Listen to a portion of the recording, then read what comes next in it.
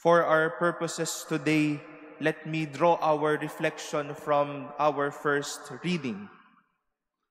Kapag daw po nagtuturo tayo ng tao, magandang pong paalala na isang daliri lang daw po ang nakaturo sa isa o sa tinuturo natin at 3 ang nakaturo pabalik sa atin.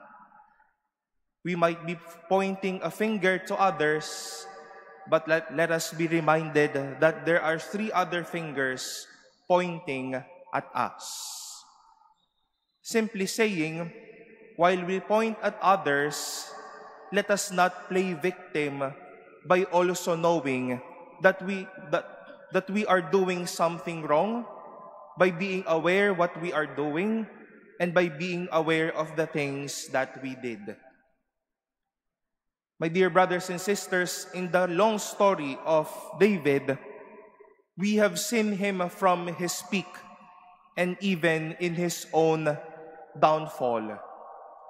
God was pleased to him, but at the same time, we also witnessed how God was so displeased at him.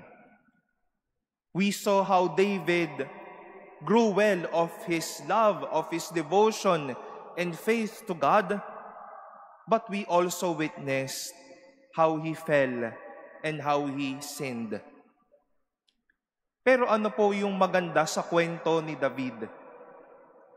Hindi siya yung typical na tao na magsisisi ng iba sa nangyari o sa mga naranasan nila sa kanilang kapaligiran. He could have just said or pointed the fault to his servants, to other people. But in the long run, he said to himself and to God, "It is I who have sinned. It is I, the shepherd, who have done wrong. May mali ako.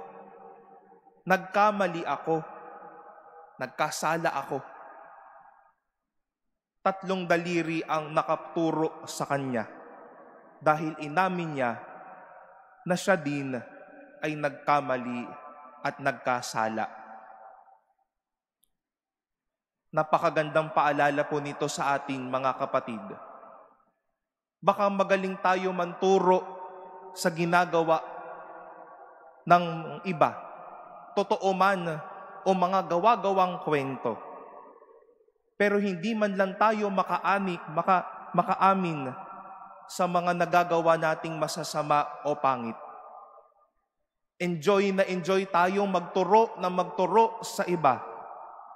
Pero hindi naman natin magawang makita na minsan may pagkukulang din tayo. May pagkakamali din tayo. We might be pointing others and feel safe that we are innocent over someone's life. We enjoy or make it a hobby to point at others, but we cannot even point at ourselves and ask, have I loved? Have I hated others? Have I hurt others? Have I been so kind? My dear friends, let David be our example as we continue our Christian life. Too much pointing at others may cause us to sin all the more. But knowing how to admit that we have done wrong is an opening for God's love and for God's grace.